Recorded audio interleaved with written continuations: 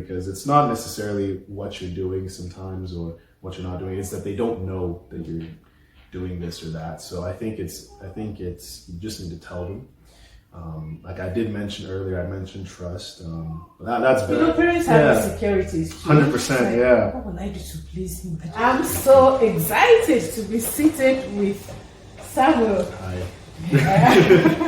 I've known Samuel since he was very little. It's been a while, yeah. He still stays home. You've chosen to stay at home Yes. and go from home to college. Yeah. Would you like to chat about your experience staying at home from when you were, the difference when you were little and mom or dad would say, sit down there, get me back in, why are you going out now? It's too late to go out. Yeah. And now, as an adult, there's definitely a difference. When you're in that, I would say mostly when you're in that teenage stage, that's when you clash with your parents a lot because I think you're exploring things, you want to try things, you have all these different interests, and you want to, at that age you're so consumed with friendships and wanting to belong with groups and things like that. So, and your parents, as well as you, are also figuring out who you are, and it's kind of happening in real time, and it's fast and everything. So that's why I think there's a lot of confusion or it's in disagreement sometimes because you're not the same kid as you were from when you were small. Your parents tell you do this or do that, and you just do it because mom says so. Because mom says so. So now you're like, oh, okay, well, I don't think that's right, you start to. I'm not sure that's how exactly. You start to have figuring things out for yourself. Exactly. You start to build your own opinions and things like that. And so I think for that reason, there's a lot of clashes. I think we would argue about going out often or going out at a certain time. Who you go out with, who your friends are. Exactly, like spending too much time on the phone, who you're on the phone with, things like that. Those are the common things that we often talked about or had problems with, and I think that's the biggest thing. And as an adult, I think, and it's just a matter of time. I think time's the only thing that can really, fix that. But as an adult, that's when you start to. Your parents have known you, and they know that, okay, they have certain expectations, they understand your routine, your schedule, and you've built trust over that amount of time. Yeah, I love the word trust. And that came out too when I chatted to your mom behind the camera. And it's like she's built trust, she knows who you are, and I think I should also say that they're happy with who they got. They're happy with the man they got. I think there's a trust there. There's an understanding. They know your patterns. They know what to expect out of you as an adult. And I think as an adult, there's also more focus on your end. Because as a teenager, you're kind of all over the place. Trying to do things as an adult a little bit. You're like, okay, I'm focused on this. You start thinking about future as well, a little bit more, a little bit harder. So, I think that's the difference. As an adult, it's definitely less arguments for sure. It's a better time as an adult, I think. So you talked about your choice of college. I would say so. I chose to stay. In state, and I chose to go to college in my state. I didn't want to go out. Because I'd applied to 3 different schools and 2 were out of state and the one in state. And I got accepted into all 3, but I chose to stay because I just knew at the time I wasn't ready to leave. I didn't feel comfortable leaving, and I also had an experience when I was much younger. I did go to boarding school back in Nigeria for a little bit. I did that from ages 9 to 12, and overall, it wasn't a very good experience for me. I didn't enjoy leaving the house. So I thought back to that time and said, I don't want to do it again. So I didn't have a choice back then, but now I had a chance. And I was like, I'm going to stay home. So that's kind of why I decided to stay home. I wasn't ready to live on my own. This is your last year in college? Yes. What would you say is the need for you staying at home? What are the benefits? I think I think it just depends on the type of person you are and type of situation you have, because a lot of what I can say as a benefit may be a negative okay, for someone else. Yeah, like I would say, like for myself, like I just I enjoy being with my family a lot in general. So it's just nice that we have a good relationship with each other, and everyone's kind of we all like each other. So yeah, and exactly. So it's all good. It's fun to hang around family. It's nice knowing when you come home, there's some company waiting for you to talk about your day or something like that.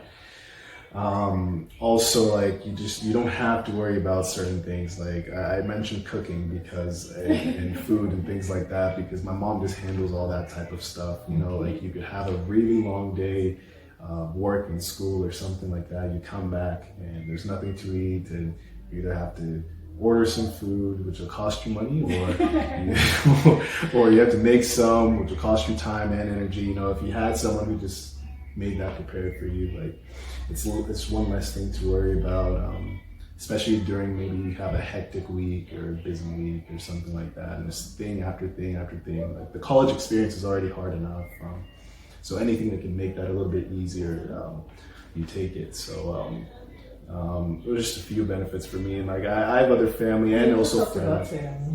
Finances, exactly. Like rent, exactly. It's the biggest money killer you have. So like it'll just drain you financially, I think. And a lot of people take out loans for college already, so then you go live away, and it's just more financial struggle that you're dealing with. And often I think that's why a lot of people have hard experiences, I think, because, you've always got money bogging you down and making you worry. So with parents, like, you're not paying any rent, hopefully at least. My parents don't charge me. So I stay home free of charge. So you just don't have to worry about that. That's another good thing, I think. And that's like, it's like I said, it's the biggest thing for a lot of people my age. It's hard to make money, find a job, keep a job, and I don't have to think about money. So whatever money you make on your job, goes into your bank. Exactly. Oh, okay. They're nice for but there must be a cost to this. What's the cost for you? Like I was gonna say, like it really just depends, because I've had like I'm not saying we haven't argued at all or anything like that. It's just that happens a lot less comparatively to my younger years, I think. Like we don't fight often, but if we do, it'll probably be, maybe I have gone out for too long or something like that. But and it comes up, but the type of person I am, I don't go out a lot or anything like that. So when I do, I often get a pass. So even when I do come home and it's a little bit late, like she'll ask me, like, oh, where are you? And then I would have said wherever I was at this place. That's like on phone.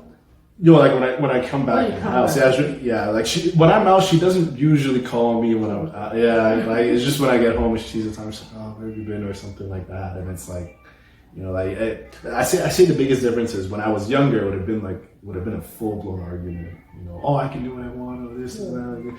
Now it's just okay. Just tell me next time, or let me know that you'll be out this long. That's kind of the difference. It's the conversation is a little more mature, I think. It's not shouting and anything like that. So I think that's like the only thing. I still have my, I would say autonomy. I guess I can still do what I want to do. And good. Ask more questions about that. But thinking about the cost for you, because it's not necessarily what you're doing sometimes or what you're not doing. It's that they don't know that you're doing this or that. So I think it's you just need to tell them. Like I did mention earlier, I mentioned trust. But that's because it's not necessarily what you're doing sometimes or what you're not doing. It's that they don't know that you're doing this or that. So I think it's you just need to tell them. Like I did mention earlier, I mentioned trust. That's yeah. You get to do the driving job for money at times, Yeah, right? yeah. Here we are in your sister's house, and Yeah. you just hopped in the car and brought us here. Yeah. Not that she doesn't drive, but Yeah. I mean, you did it like it was the most natural thing.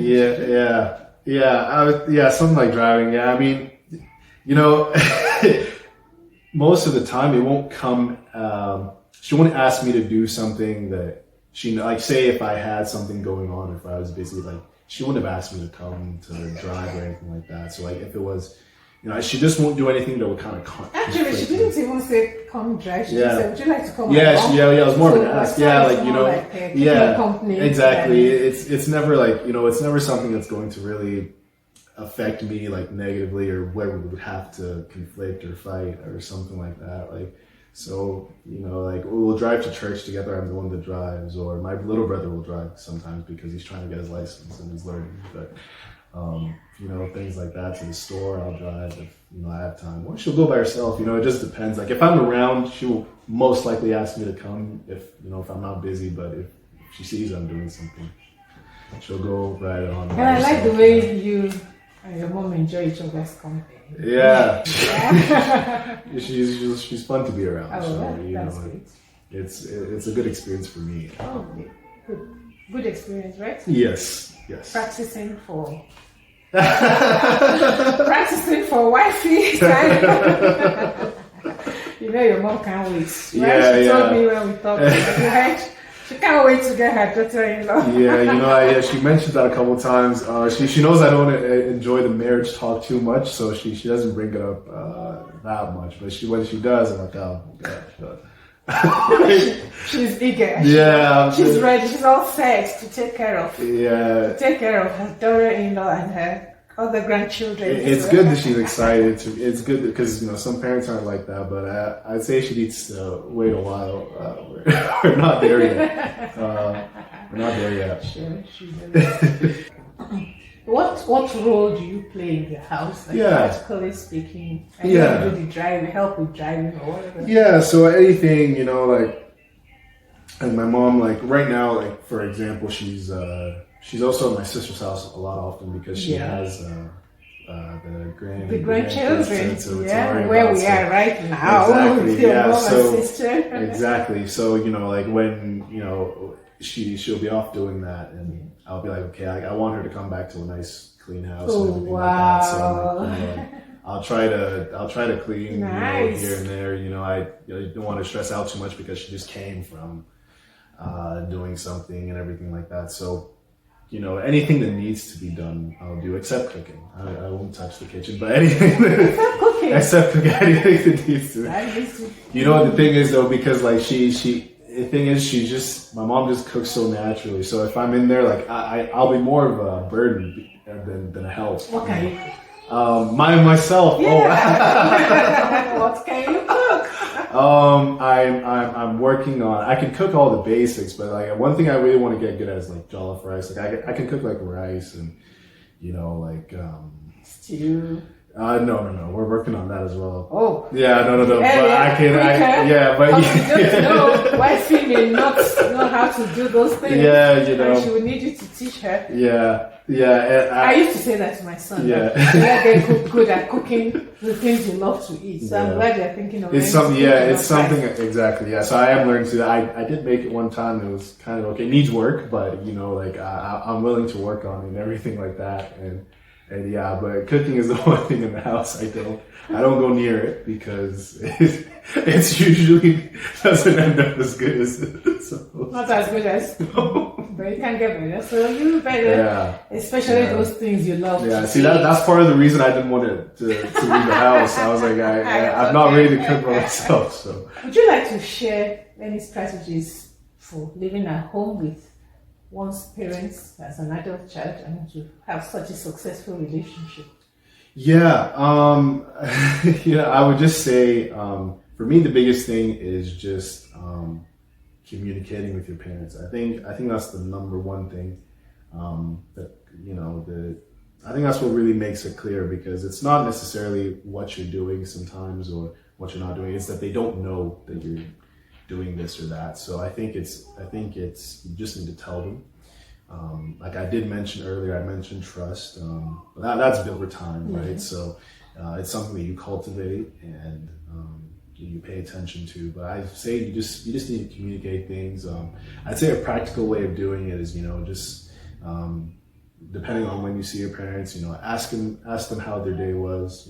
Talk about your day, tell them what's going on in your life. Things like that. Little things like that can really help. There's a lot of people who, like they may see their parents and they just, acknowledge them and they go upstairs to their room or something like that. But, try to actually hang out with your parents, and get to know them, and then you realize that your parents, they're not this like, because there's a stark difference. Like when you look at when you're a kid and you're looking at your parents, you're like this different kind of person. Like you don't really understand like where they're coming from or anything like that. And when you realize that you get older a little bit, you get a little bit older and you realize your parents are not that different from you. They've been where you're at, and they're also parenting for the first time as well. So you just have to take it step by step, I think. But that would be my advice: just talk to your parents. Talking about communication, and I'm also thinking in terms of expressing expectations. Are there times when you've had to tell them this is how I'd like to do this or this? Just expressing your expectation of them. Yeah. Oh, that's a good question. That's funny because I would. Because parents have insecurities. 100%. Yeah. What will I do to please him? I don't know what's going on. What can I? Yeah. No, I would say. So I speak as a parent. Yes. Yeah. Wondering what could be going on in his mind, her mind, and what can I do? What should I say? That's okay. Yeah. I mean, I think it's a little bit different for, let's say, mom and dad. I think for each one. But I'll start with my mom, for example. Like for her expectations, I would say it's more so of I try to communicate with her the best I can.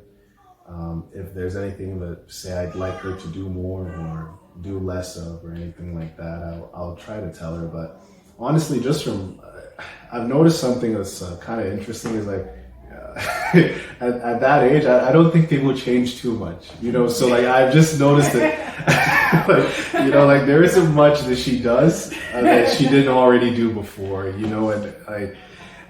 so I kind of know, what our expectations are of me, and I also kind of know what to expect of her as well.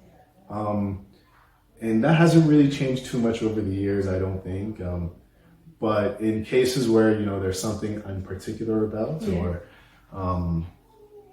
that I we do change it between. Yeah, I mean, it's like those old habits, they just don't go away, But yeah, so if there's something that I'm particular about, or like I remember it would be like say maybe an event or something like that that's occurring, and I'll be like, okay, because my mom, she likes to, she does this thing where she just likes to, she'll mention me, she likes to give an example, and she gets really, she likes to talk about her life and everything. So I remember we were doing some house fellowship, I remember, and there was a Bible verse, and she was asked to talk about that Bible verse. And there was a Bible verse, and she was asked to talk about it, and then she mentioned me, in relation to it. I don't remember exactly what it was, but it didn't paint me in the most. You were right there. Yeah, and I was right there, and I was like, yeah, and I was like, just please, so. Things like that, and like after that, I was like, called her. I was like, why'd you do that? And she just called me out like that. So things like that. But as a whole and as a whole package, not really. And same kind of goes for my dad. I don't really have to. I kind of know what to expect of them. I kind of know what I would. in certain situations, like if I've done something good or bad, I probably know what they'll be thinking. And if I'm not sure, I just ask. But yeah. And do you help them understand you better? Are you communicating? Yeah, I think so, because like they just they're not as how do I say? Okay, they don't question me as much anymore. They kind of just know, like, okay, Sam will do this, or Sam will do that. Like if you do this, Sam will do that, or something like that. It's not I think we've built that well over. It comes time. with growing together. Exactly. Like, Yeah. So now there isn't anything that would do that I think would surprise them too much. Hopefully. Alright. So, how has living at home influenced your plans for the future, in terms of career, in terms of accommodation? Yeah. Wow. That's a good question. I would say I was thinking about it because once I'm in the job search and things like that, like ideally I would like to remain home and I would like to remain in Calgary, but if I got an opportunity to go somewhere else, I always tell myself that I will take it, but it won't be an easy decision. I don't think. Yeah. But I have thought about it in the future. I think in the next, say, 5 years, I do see myself living here. I would say, I do see myself living here, but I'm not opposed to moving. At least at that point in my life, I don't think I wouldn't be opposed to it. But in an ideal world, I would still stay. I would probably only move out when I'm good and ready and like maybe looking to like for marriage and something like that, and to find a place of my own and then build a family and things like that. But that is so way down the line for me that like I don't even. So. Yeah, like for me personally, I don't even see getting married. Let's say so. Until the right person. Yeah. Until the person comes along. Things exactly. You're probably right about that. Yeah. So exactly. You're exactly right. If I were to find someone or something like that, like if there's a relationship I'm trying to build, then I would look into. That's lovely, because I was going to ask you that. How do you think things will work out when it's time to get married? Yeah. You answered, but if you have some more to say about it, I mean, as far as the living situation, 100%, I'm definitely moving out at that point. Of course. It won't be difficult. No, that won't be a hard decision. No, that won't be a hard decision, I don't think. No. But, as myself right now, I can't even see that happening. So that's why I talk the way I do. Yeah, that's okay. If there was something that came along and I wanted to take it seriously, 100%. Yeah. Would you have some advice? I mean, something you've not already said? Anything for people who maybe children who are growing into adulthood and are wondering, should I stay home? Should I leave? Yeah. Would you have any? Yeah, I would say, I would say you just have to, I think you have to assess the kind of, environment you're in and what you value in life. And I say that because those two things have been very important to me where I'm at, the people I'm with, and the type of person I am. So like I value a lot of family, and so it wasn't a hard decision for me to stay home and everything, and that was kind of my focus at the time. And my environment, I also have friends that I grew up with here as well that were also staying, so I also didn't want to move. But I would say you just need to think about who you want in your life, who you want to be around, where you want to be. If you feel like the place that you've been in for this while hasn't helped you very much, and then I would 100% look into moving somewhere else. Just to help you expand what you've experienced so far. So you don't always have a negative experience. If things aren't right with the family as well, it probably should look into moving out. Or trying to repair the relationship, but that can be difficult. So, but I just think there's those things you need to consider, like what you really value in life. You know, like what's important to you, what's going to help you grow the most as a person, as an individual. And yeah, and then go with that, whatever suits you best. That's very helpful, Simon. Yeah. Very helpful. You need to look into the kind of situation you're in, what's your conditions around you are, and if they're suitable for you, for your growth and for your aspiration, or if you'd be better off moving and remaining best friends than staying home and maybe there are points of antagonizing one another, which can only get worse. Exactly. Yeah, you know, like some people just don't gel. You know, no matter how how badly they want to gel. You know, like some people just don't have that relationship with their parents. Sometimes you have to meet them, but yeah, you just have to think about what is really going to elevate you and put you in a better position than you were. And so you take everything together, and that's how you make the decision for me. But in my case, that was staying home. Staying home. It can be different for everybody, you know. So that's what I would say. I'm biased. I like your type. The way you heard from Samuel, so do what's best for you, but what is reasonably best. Because at times too, when some people say they're doing what's best for them, they really are not doing what's best for them. The things that communication could solve, like you said earlier, could become a big problem for them. Yeah, the thing is, that's how it should be. You know, it's kind of, especially when you're kind of at that point of you're maybe 18 and you're looking to maybe stay with your family or go off to schools. Usually at that point, like if you've had poor communication, you probably can't fix it in time for you to make that kind of decision. So that's why everyone just kind of, you know, goes off with, you know, and they can be very impulsive, especially at my age.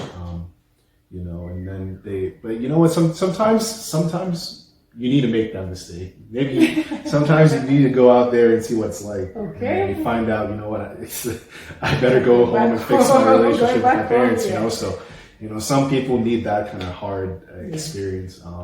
You know, but if you're not that hasty and you know you're ready to, you know, fix things with your parents, or you know, see what's around you that you can still make good for yourself, and you know, there shouldn't be any rush to it.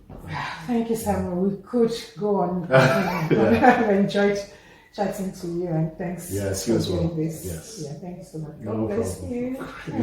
you. Amen.